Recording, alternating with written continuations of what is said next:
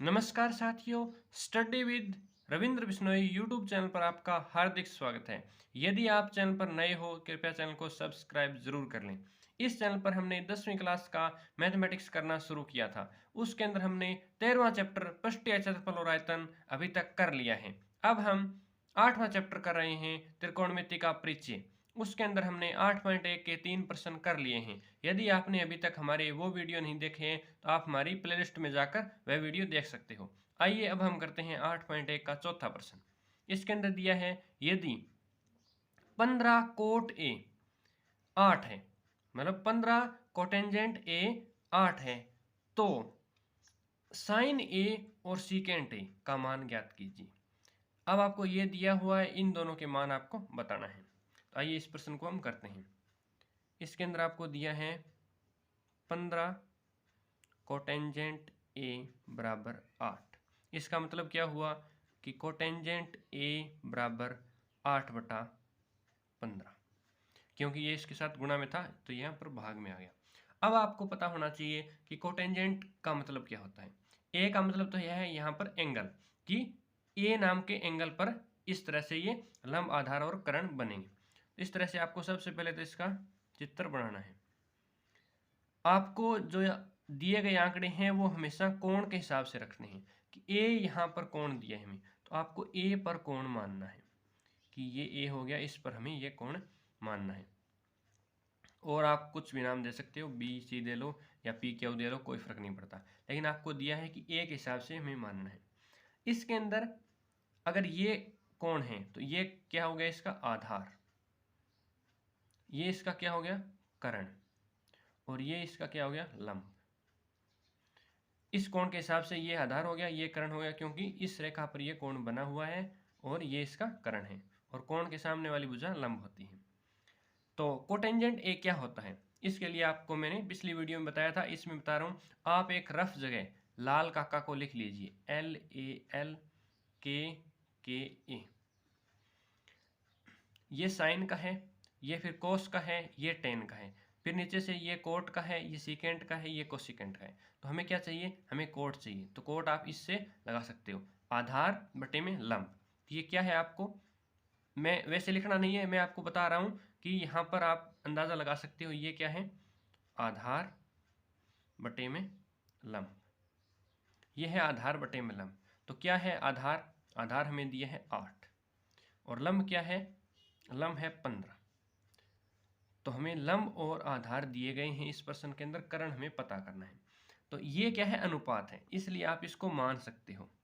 क्या मान सकते हो कि माना कोटेंजेंट ए बराबर 8K/15K, जहाँ K एक वास्तविक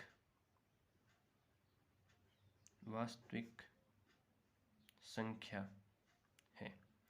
क्योंकि हमें ये सिर्फ इसका अनुपात दिया है कि 8 और 15 अनुपात है, इसलिए हमने इसके साथ के मान लिया। आप अगर बिना के मानो तो भी क्वेश्चन तो हो जाएगा, लेकिन हमें अगर 100% नंबर हासिल करने हैं तो आपको ये के मानना जरूरी है।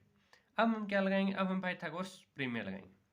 तो त्रिभुज ABC में पाइथागोरस प्रमेय से, पाइथागोरस प्रमेय हमें क्या कहती है कि कर्ण का स्क्वायर बराबर लंब का स्क्वायर और आधार का स्क्वायर। तो हमें उसी प्रमेय को यूज करना है। AC का स्क्वायर बराबर AB का स्क्वायर प्लस BC का स्क्वायर, क्योंकि AC क्या है हमारी, AC हमारा कर्ण है, और AB हमारा आधार है, और BC हमारा लंब है। तो इन दोनों का जोड़ ही कर्ण के बराबर आता है, ये हमें पाइथागोरस प्रमेय कहती है। तो जो वैल्यू दी गई है AB की, यहाँ पर क्या वैल्यू दी गई है, 8, इसको 8K का स्क्वायर प्लस BC की वैल्यू हमें क्या दी गई, 15K का स्क्वायर। तो 8 8 64 के स्क्वायर प्लस 15 का अगर वर्ग करें तो 225 के स्क्वायर। अब इनको हम जोड़ सकते हैं, तो इनको जोड़ने पर हमें प्राप्त होता है 289 के स्क्वायर। यहाँ पर क्या पड़ा है हमारे पास, AC का स्क्वायर। अब इस स्क्वायर को यहाँ पर लाएंगे तो ये स्क्वायर का रूट हो जाएगा, तो AC की वैल्यू क्या आ जाएगी हमारे पास, एस सी की वैल्यू हमारे पास आ जाएगी √289 के स्क्वायर। तो ये के स्क्वायर है, ये तो अपने आप बाहर आ जाएगा क्योंकि स्क्वायर है तो अंदर बाहर के आ जाएगा। और ये 289 किसका होता है? 17 का वर्ग होता है। तो ये 17 के हमारे पास वैल्यू आ गई। एस सी की वैल्यू हमारे पास 17 के आ गई, मतलब ये हमारी वैल्यू 17 के। इसको भी 15 के लिख सकते हैं, इसको भी 8 के लिख सकते हैं। ये हमारे एस सी की वैल्यू 17 के आ गई। अब हमसे क्या पूछा गया है इस प्रश्न के अंदर? इस प्रश्न के अंदर आप देख सकते हो साइन ए और सीकेंट ये दोनों हमसे पूछे गए हैं। तो इस लाल काका से हमें पता होना चाहिए कि साइन क्या है? साइन है लंब बटे में कर्ण। और सीकेंट क्या है? सीकेंट ये है कर्ण बटे में आधार। तो इस मेथड से हम इसको सोल्व करेंगे। साइन ए क्या होता है? लंब बटे में कर्ण। यहाँ पर लंब क्या है? लंब है हमारा BC और कर्ण क्या है? SC। तो BC हमारे पास कितना है? 15 के, और SC हमारे पास कितना है? 17 के। तो 15/17 ये वैल्यू आ गई हमारी साइन ए की। इसको आप यहाँ फिर भी लिख सकते हो कि दिस इम्प्लाइज साइन ए बराबर 15/17। और हमें क्या निकालना है? और हमें निकालना है सीकेंट ए। सीकेंट क्या होता है? सीकेंट होता है कर्ण बटे में आधार। इस डायग्राम के अंदर आप देख सकते हो कि हमारा कर्ण क्या है? कर्ण है हमारा 17 और आधार है हमारा 8। तो इसको हमें लिख सकते हैं कि कर्ण क्या था? SC और हमारा आधार था AB। 17 के और यहाँ पर 8 के। यहाँ पर हमने SC की वैल्यू रख दी, यहाँ पर हमने AB की वैल्यू रख दी। तो ये 17/8 आ गया। इसको आप लिख सकते हो कि सीकेंट ए बराबर 17/8। तो ये हमसे एक साइन ए की वैल्यू पूछी थी, वो 15/17 आई है, और सीकेंट ए की वैल्यू पूछी थी हमसे, वो 17/8 आई है। तो ये दोनों वैल्यू हमसे पूछी थी। अगर हमसे कोई और वैल्यू पूछता तो भी हम इस लाल काका की मदद से निकाल लेते हैं। अगर हमारे पास किसी के भी तीनों साइड हों, हम उसकी वैल्यू निकाल सकते हैं। तीनों साइड का मतलब कर्ण, लंब और आधार, तीनों हमें आंकड़े दिए गए हों तो हमसे कुछ भी पूछ ले, साइन, कोस, टेन, कोट, हम सारी वैल्यू निकाल सकते हैं। आइए देखते हैं अब इसका अगला प्रश्न। अगला प्रश्न है 5वां। इसके अंदर हमें क्या दिया है? सीकेंट थीटा 13/12 हो तो अन्य सभी त्रिकोणमितीय अनुपात परिकल्पित कीजिए। तो अन्य सभी त्रिकोणमितीय का क्या मतलब है कि इस सीकेंट के अलावा जितने बच गए, सीकेंट के अलावा कौन कौन बच गए? सबसे पहले तो आपको पता होना चाहिए कौन कौन बच गए। Sine theta, cos theta, tangent theta, cotangent theta, और कौन बच गया? सीकेंट तो खुद आ गया, और कोसिकेंट थीटा। ये हमें बच गए। इन सब का हमें मान निकालना है, इन सभी का मान हमें निकालना है। इसके अंदर थीटा है तो हम सभी के अंदर थीटा यूज करेंगे। पहला प्रश्न था हमारा इससे 4th नंबर, उसके अंदर हमें ए दिया था तो हम सभी के लिए ए यूज कर रहे थे, क्योंकि हमें जो दिया था वो भी ए था और हमें जो निकालना था वो भी ए था। तो यहाँ पर हम इस कोण को थीटा मानेंगे। तो इसके अंदर हमें क्या है? Secant theta. तो सीकेंट थीटा को लिखिए आप, सीकेंट थीटा बराबर 13/12। माना ये क्या है? हमारे पास अनुपात है, तो माना सीकेंट थीटा बराबर 13 के बटे में 12 के, जहां के एक वास्तविक संख्या है। जहां पर के क्या है? एक वास्तविक संख्या है। और सीकेंट होता क्या है? सीकेंट होता है कर्ण बटे में आधार। तो आप किसी भी रफ जगह एक लाल काका को लिखकर रख लीजिए। आपको फेयर नोटबुक में या फिर जो आपका पेपर होगा उसके अंदर नहीं लिखना है इसको, लेकिन मैं वैसे ही बता रहा हूँ आपको कि ये हर क्वेश्चन में आप इसको बार बार लिखोगे तो आपके याद हो जाएगा। LALKKA। ये क्या है? ये है साइन। ये क्या है? कोस। ये क्या है? टेन। यहाँ पर इसका उल्टा कोट। इसका कोट के बाद सीकेंट, इसके बाद कोसिकेंट। ये कोसिकेंट, ये सीकेंट, ये है कोट, ये है टेन, ये है कोस, ये है साइन। तो ये समय हमारे पास इस तरह से है। हमें क्या दिया है, सीकेंट। तो सीकेंट क्या है, सीकेंट यहाँ से देखें तो कर्ण बटे में आधार। यहाँ से हम लिख सकते हैं कि सीकेंट थीटा बराबर कर्ण बटे में आधार। ये हमें दिया है 13 के बटे में 12 के। तो 13 के बटे में 12 के, ये हमें कर्ण और आधार दिए। आप इसको इस तरह से डायग्राम बना सकते हो। तो हम अगर नाम दें ए बी, इसको बी दे सकते हैं, इसको सी दे लें, तो हमारा एस सी है वो कर्ण हो जाएगा। तो इसके अंदर हमें क्या दिया है, हमें दिया है कर्ण। कर्ण कितना है, 13 के, और हमें आधार दिया है 12 के। ये हमारा कोण है थीटा। अब हमें क्या करना है, सबसे पहले तो हमें लंब की लंबाई ज्ञात करनी है। तो हम पाइथागोरस प्रमेय लगाएंगे। पाइथागोरस प्रमेय से हम क्या करेंगे, त्रिभुज ए बी सी में पाइथागोरस प्रमेय से, पाइथागोरस प्रमेय हमें क्या कहता है कि कर्ण का स्क्वायर है वो आधार और लंब के स्क्वायर के जोड़ के बराबर है। तो अब हमें क्या दिया है, हमें दिया है कर्ण, अब हमें निकालना है लंब। तो अगर हमें लंब निकालना है तो इसमें से 13 का स्क्वायर में से 12 का स्क्वायर हम माइनस कर सकते हैं। जब हमें कर्ण निकालना हो तो इन दोनों को हम जोड़ सकते हैं। तो इसको आप याद रखिएगा कि जब ये निकालना हो, कर्ण निकालना हो, तो इन दोनों को हम जोड़ देंगे। लेकिन अब हमें ये निकालना है, लंब निकालना है, तो हम इसमें से ये माइनस कर देंगे। तो बी सी का स्क्वायर, बी सी क्या है हमारा लंब, बराबर ए सी का स्क्वायर माइनस ए बी का स्क्वायर, क्योंकि कर्ण है उसमें से हम माइनस कर दें तो हमारा लंब आ जाएगा। ए सी क्या है हमारा 13 के का स्क्वायर माइनस ए बी क्या है 12 के का स्क्वायर। तो 13 के का स्क्वायर 169 के स्क्वायर माइनस 12 के का स्क्वायर 144 के स्क्वायर। तो 169 में से 144 घटाएं तो हमारे पास बचता है 25 के स्क्वायर। तो बी सी स्क्वायर की वैल्यू क्या आ गई, बी सी स्क्वायर की वैल्यू आ गई 25 के स्क्वायर। अगर हम बी सी की वैल्यू निकालें तो इसका रूट हो जाएगा 25 का रूट 5 और के स्क्वायर का रूट के, तो ये हमारे पास आ गया 5 के। तो यहाँ पर हम लिख सकते हैं कि ये हमारे पास 5 के आ गए। अब हमारे पास तीनों वैल्यू हो गई, लंब, कर्ण और आधार। इसका कर्ण है ये, इसका लंब है ये, और इसका आधार है ये। अब हमसे जो जो चीजें पूछी है उन सभी को हम निकाल सकते हैं। पूछे क्या है हमसे, अन्य सभी त्रिकोणमितीय अनुपात, तो साइन, कोस, टेन, कोट, कोसिकेंट, हमें इन सभी का निकालना है। तो आप सबसे पहले ये चीज लिख के रख सकते हो, इसका कर्ण क्या है 13, आधार क्या है 12 और लंब क्या है 5। तो यहाँ पर सबसे पहले हम लिख लेते हैं ताकि आपको जो भी आगे लिखनी है उसमें कोई दिक्कत ना हो।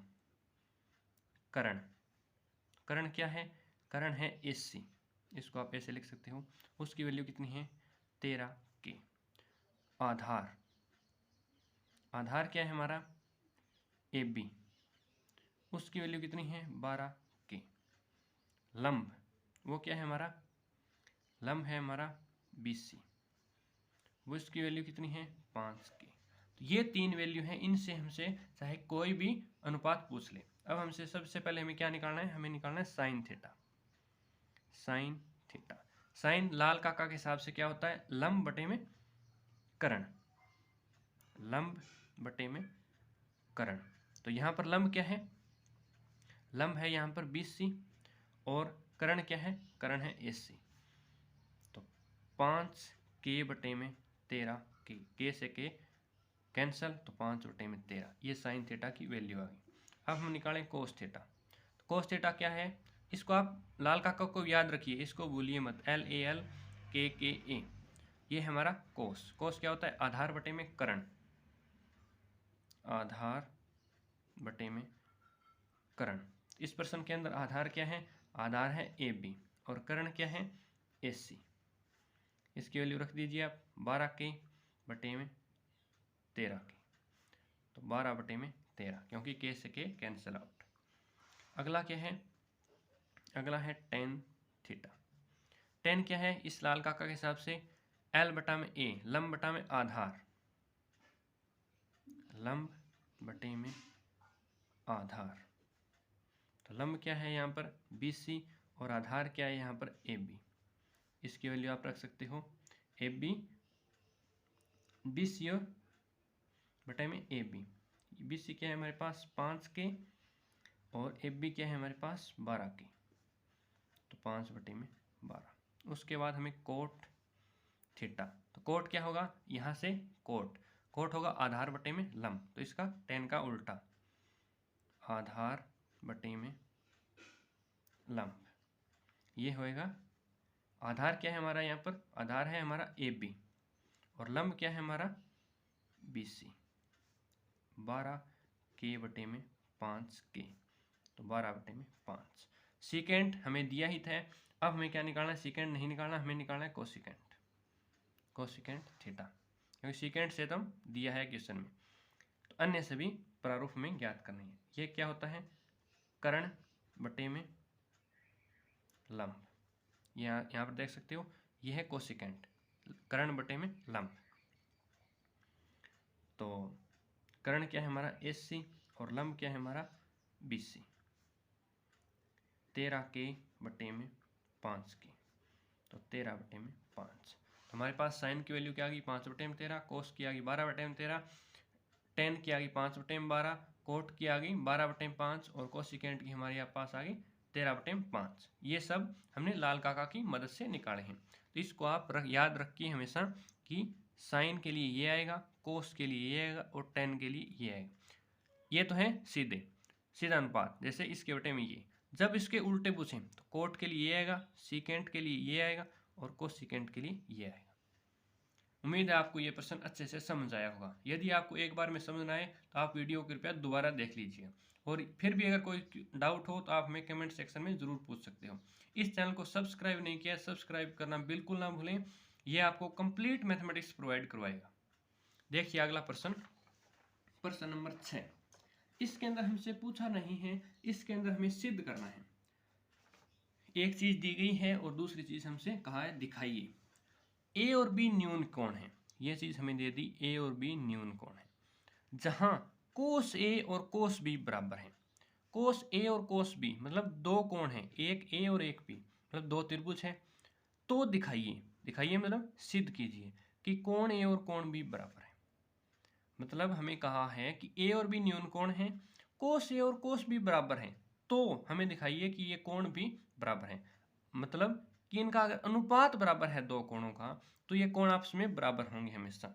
ये बात हमें दिखाने के लिए कहा गया है। तो इसके अंदर हमें क्या दिया, क्या है, सबसे पहले हम लिखते हैं दिया है। दिया क्या है इसके अंदर, दिया है कोस A बराबर कोस B, ये हमें दिया है।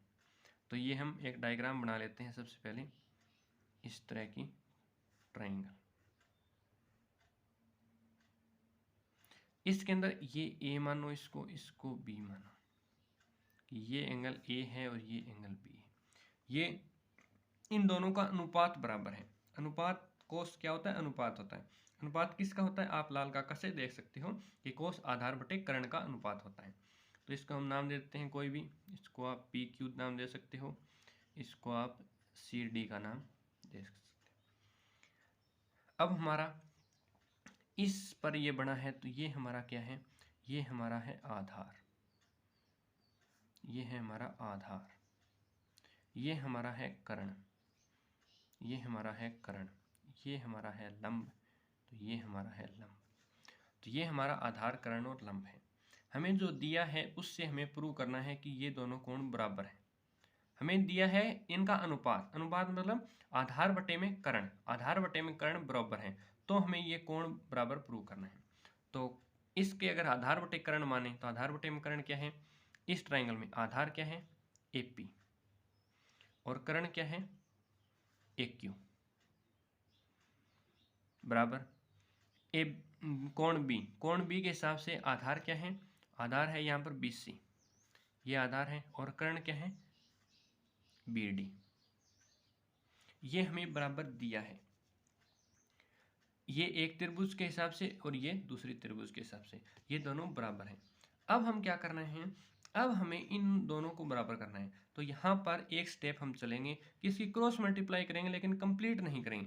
जैसे इसकी गुणा यहाँ कर देंगे और इसका भाग यहाँ दे देंगे, मतलब ये यहाँ चला जाएगा और ये यहाँ चला जाएगा। ये हमारा एक स्टेप है, इसको आप विशेष तौर से नोट में याद रखिएगा कि क्रॉस मल्टीप्लाई करेंगे, लेकिन हाफ क्रॉस मल्टीप्लाई क्योंकि क्यों करनी है, क्योंकि ये क्या है एपी और ये क्या है बीसी। देखिए एपी और बीसी दोनों का आधार है, हम मान रहे हैं कि दोनों के आधार का अनुपात बराबर है और एक साइड में हम मान रहे हैं दोनों के कर्ण का अनुपात बराबर है, इसलिए हम इसको इसके नीचे लाना चाह रहे हैं, इसको यहाँ पर लेकर जाना चाह रहे हैं। इसको अगर आप थोड़ा और सिंप्लीफाई देखो, आप इस तरह से देख सकते हो कि एपी बराबर बीसी बटा में बीडी, जो ये इसके भाग में है ये इसके गुणा में चला गया एक क्यू। ये कर सकते हैं हम, कोई दिक्कत नहीं है कि ये इसके भाग में है ये इसके गुणा में चला गया।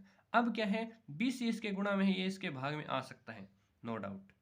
ये स्टेप भी हमारा बिल्कुल सही है, एपी बाय में बीसी और फिर ऊपर क्या बच गया एक क्यू बाय में बीडी। ये बहुत से टीचर नहीं बताते कि ये क्या हुआ है, ये यहाँ से क्या हुआ है, ये इसकी यहाँ गुणा हुई है और ये गुणा में था ये इसके भाग में आया। ये क्यों किया है हमने, हमने ये इसलिए किया है ताकि हम ये आधार आधार का अनुपात ले सकें और यहाँ पर हम कर्ण कर्ण का अनुपात ले सकें। जो हमें कोस ए और कोस बी दिया है ये आधार बटे कर्ण है और ये आधार बटे कर्ण है, लेकिन हमने आधार आधार एक जगह ले लिए, कर्ण कर्ण एक जगह ले लिए। ये क्यों लिए हैं ये आपको जब क्वेश्चन खत्म होगा तब पता चल जाएगा, क्योंकि हमें आधार का अनुपात बराबर करना है, कर्ण का बराबर और लंब का बराबर। जब हम तीनों का बराबर कर देंगे तो हमारा क्वेश्चन सोल्व हो जाएगा, इसलिए हमने यहाँ पर ये बराबर लिए हैं। अब यहाँ पर क्या करना है, मानना है कि ये बराबर है, माना AP बराबर BC बराबर AQ बराबर BD बराबर K के बराबर हमने मान लिया। K के बराबर मानने से हमें क्या फ़ायदा होगा कि ये दोनों, इसको हम इसके K के मल्टीपल में लिख सकते हैं, ये हमारा इसका फ़ायदा होगा। ये हमारी इक्वेशन नंबर 1 होगी। कैसे लिख सकते हैं, जैसे देखो आप K के बराबर दोनों हैं तो इसका अगला स्टेप ऐसे होगा कि AP बाय BC बराबर K और AQ बराबर AQ बाय BD बराबर K हम लिख सकते हैं, क्योंकि दोनों K के बराबर हैं तो ये भी बराबर है।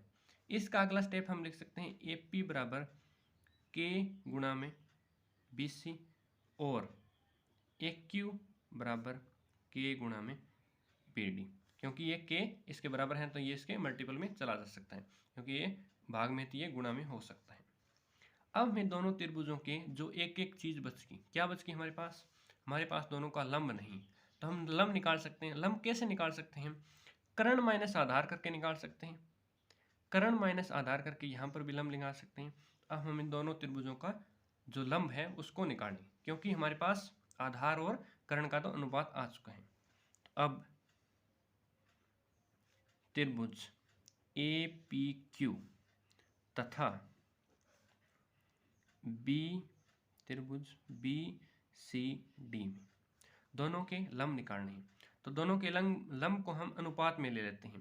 दोनों के लंब के अनुपात में हम कैसे लें, PQ का स्क्वायर बटे में CD का स्क्वायर। इसको हम शुरू में अनुपात में लेके चल रहे हैं कि ये दोनों अनुपात में, अनुपात कैसा है हमें नहीं पता, लेकिन हम अनुपात में लेके चल रहे हैं। अगर ये अनुपात बराबर आ जाता है तो हमारा क्वेश्चन सोल्व हो जाएगा। तो PQ का स्क्वायर, ये मतलब पाइथागोरस थ्योरम लगा रहे हैं, AQ का स्क्वायर माइनस AP का स्क्वायर। ये क्यों किया है, क्योंकि लंब निकालना है, कर्ण माइनस आधार, कर्ण माइनस आधार क्या होता है लंब, बटे में BD का स्क्वायर माइनस BC का स्क्वायर। यहाँ पर क्या है, CD लंब है और BD क्या है कर्ण, तो कर्ण माइनस में आधार। इसके अंदर हमें ये स्क्वायर में नहीं चाहिए, स्क्वायर में नहीं चाहिए इस साइड हम इसका रूट लगा सकते हैं। तो PQ बाय में CD क्या होगा हमारे पास, इसका रूट लग जाएगा AQ का स्क्वायर माइनस AP का स्क्वायर डिवाइड बाय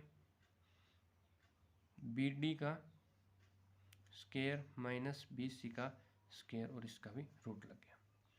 अब क्या करना है हमें, जो AQ और AP की वैल्यू है वो हम पुट कर दें। ए पी की वैल्यू क्या है के इंटू बी सी, और ए क्यू की वैल्यू क्या है के इंटू बी डी। तो ये दोनों वैल्यू हम यहाँ पर पुट कर देते हैं। तो पुट करने पर हमें क्या मिलेगा, ए क्यू की वैल्यू के इंटू में बी डी का whole square minus A P की वैल्यू क्या है के इंटू में बी सी इसका होल स्क्वायर डिवाइड बाय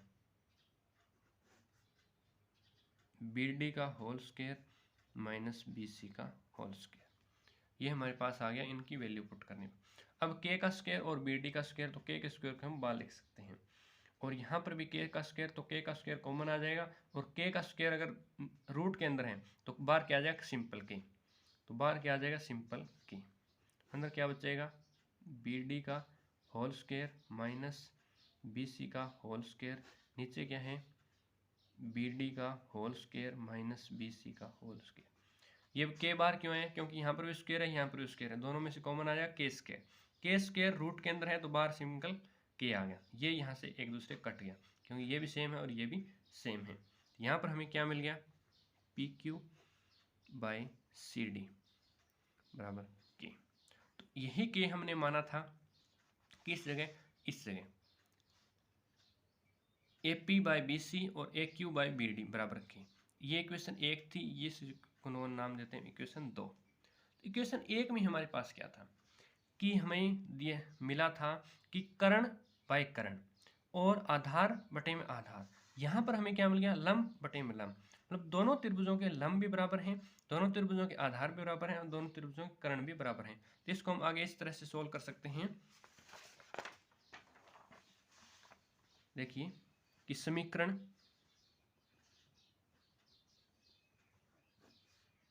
एक और दो से, समीकरण एक और दो से हमें क्या प्राप्त हुआ कि ये भी के बराबर है और ये भी के बराबर है, मतलब तीनों चीजें के बराबर हैं, तो तीनों चीजें आपस में बराबर होगी। ए पी बाई में बी सी बराबर ए क्यू बाई में बी डी बराबर पी क्यू बाई में सी डी, मतलब ये क्या थे हमारे पास कर्ण, ये आधार और ये लंब, तो तीनों चीजें के बराबर हैं, मतलब पहले दो चीजें के बराबर थी और तीसरी चीज भी के बराबर आ गई, तो तीनों चीजें के बराबर, इसका मतलब तीनों चीजें बराबर हैं। अंतः क्या है त्रिभुज ए पी क्यू सर्वांग सम है त्रिभुज बी सी डी में, किस प्रॉपर्टी के कारण, किस प्रमेय के कारण, जो हम 9th क्लास में पढ़ते हैं एस एस एस प्रमेय। एस एस एस प्रमेय कौन सी होती है, जिसके अंदर सभी साइड जब तीनों साइड बराबर हो तो क्या होता है कोण भी बराबर होता है। तो यहाँ पर ये तीनों साइडें बराबर आ गई हमारे पास, तो इसलिए जो त्रिभुज ए पी क्यू है वो किसके सर्वांग सम है, ये बी सी डी के सर्वांग सम है, इसलिए हमें तीनों साइडें बराबर आ गई। तो तीनों साइड बराबर आ गई, इससे हम कह सकते हैं कि कोण ए कोण बी के बराबर है। ये हमें इस क्वेश्चन के शुरुआत में प्रूव करना था। इसको देखिए आप, क्वेश्चन के शुरू में हमें दिया था दिखाइए कि कोण ए कोण बी के बराबर है, तो इसके अंदर हमने ये प्रूव कर दिया कि कोण ए है वो कोण बी के बराबर है। उम्मीद है आपको यह वीडियो बहुत अच्छा लगा होगा। आप इसको ज़्यादा से ज़्यादा शेयर करें अपने दोस्तों के साथ, ताकि उनको भी एग्ज़ाम से पहले सही मटेरियल पहुंच जाए। बहुत बहुत धन्यवाद आपके कंप्लीट वीडियो देखने के लिए।